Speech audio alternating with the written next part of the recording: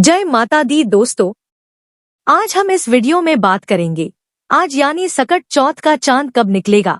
आपके शहर में चंद्रमा निकलने का सही समय क्या है और यदि किसी कारणवश चंद्रमा दिखाई ना दे तो आपको चंद्र पूजन और चंद्रमा को अर्घ्य किस प्रकार देना है, इसकी भी जानकारी दूंगी, इसलिए लास्ट तक वीडियो को जरूर देखें।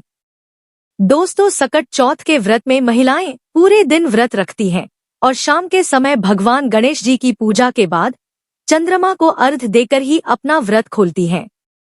कहते हैं कि सकट चौथ का व्रत बिना चंद्रमा के दर्शन के पूरा नहीं माना जाता है। इस दिन चंद्र पूजन का विशेष महत्व है। चंद्रमा को जल अर्पित करने के बाद ही महिलाएं जल ग्रहण करती हैं। ऐसा कहा जाता है कि संकष्टी चतुर्थी के दिन चंद्रमा के दर्शन करना गणेश जी के दर्शन के बराबर होता है। इसीलिए जब भी आपके शहर में चंद्रमा निकले तुरंत ही उगते हुए चंद्रमा के दर्शन करें और फिर चंद्रमा का पूजन करें। आप एक लोटा जल भरें, उसमें कच्चा दूध मिलाए, थोड़ा काला तिल और गुड़ मिलाए, एक सफेद फूल डालें और इसी जल से आप चंद्रमा को अर्घ्य दें। इसके बाद तिल गुड़ का भोग अर्पित करें, धूप दीप दिखाएं और फिर चंद्रमा के मंत्र ओम सोम सोमाय नमः का एक माला जाप करें। साथ ही हाथ जोड़कर घर परिवार की खुशहाली की कामना भी जरूर करें। दोस्तों, एक बात का ध्यान रखें कि जब भी आप चंद्रमा को अर्घ्य दें तो आपके पैरों में या आपके शरीर पर जल के छींटे नहीं पड़ने चाहिए। आप जल गिरने की जगह एक कटोरी या थाली रख लें या कोई गमला रख लें जिसमें आप जल चढ़ाएं ताकि आपके पैरों में चढ़ा हुआ जल की छींटे ना आए। दोस्तों, सकट चौथ का व्रत बिना चंद्रमा को अर्घ्य दिए पूरा नहीं माना जाता है। इसीलिए मौसम खराब होने के कारण चंद्रमा के दर्शन ना हो तो आप भगवान शिव के मस्तक पर जो चंद्रमा विराजित है उसके दर्शन करके उनकी पूजा करके भी अपना व्रत खोल सकती हैं। इसमें कोई भी संशय नहीं है। या जहां पर जिस शहर में चंद्रमा के दर्शन हुए हैं आप वहां से चंद्रमा की लाइव फोटो या वीडियो मंगवा कर भी उनके दर्शन करके भी अपना व्रत खोल सकती हैं। या इसके अलावा आप एक थाली में चावल पीसकर उस चावल के ऐपन से चंद्रमा की आकृति थाली में बना लें और इस चांद की विधिवत पूजा करें, उन्हें अर्घ्य दें। इस पूजन के बाद भी आप अपना व्रत खोल सकती हैं।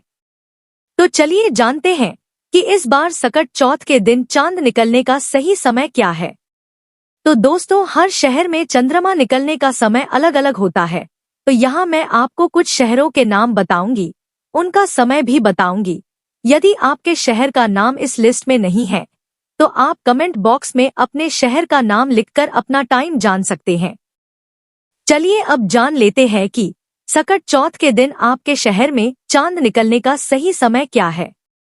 तो दोस्तों, आपको बता दें कि दिल्ली में चांद निकलने का समय 8:54 पर और लखनऊ में रात 8:41 पर और वाराणसी में रात 8:34 पर और प्रयागराज में रात 8:39 पर और कानपुर में रात 8:44 पर और जौनपुर में रात 8:35 पर और आगरा में रात 8:53 पर और मेरठ में रात 8:52 पर और बरेली में रात 8:46 चांद दिखेगा और गाजियाबाद में रात 8:53 पर और नोएडा में रात 8:54 पर और शिमला में रात 8:52 पर और गुरुग्राम में रात 8:55 पर और फरीदाबाद में रात 8:54 पर और भोपाल में रात 9 बजे चांद दिखेगा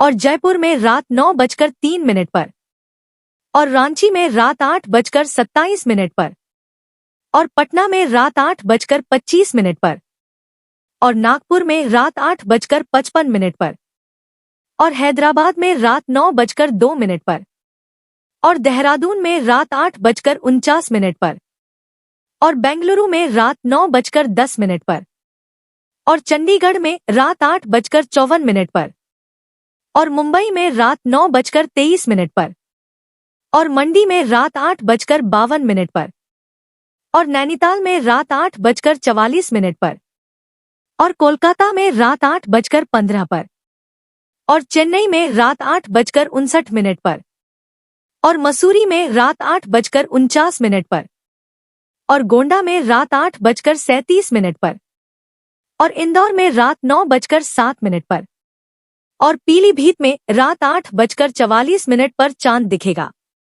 और अब जानते हैं व्रत पारण के समय के बारे में। दोस्तों, जब आपके शहर में चंद्रोदय हो जाए तो चंद्रमा का अर्घ और चंद्रमा का पूजन करने के बाद अपना व्रत खोल सकती हैं। या फिर जो लोग व्रत का पारण अगले दिन करते हैं तो वह लोग 7 जनवरी को सूर्योदय के बाद अपने व्रत का पारण कर सकते हैं। तो दोस्तों, यह जानकारी आपको अच्छी लगी तो कमेंट में जय माता दी जरूर लिखें और अगर आपका कोई सवाल है तो उसे कमेंट बॉक्स में अवश्य पूछ लें। और इस वीडियो को लाइक करें, शेयर करें और साथ ही साथ चैनल को सब्सक्राइब करें। धन्यवाद।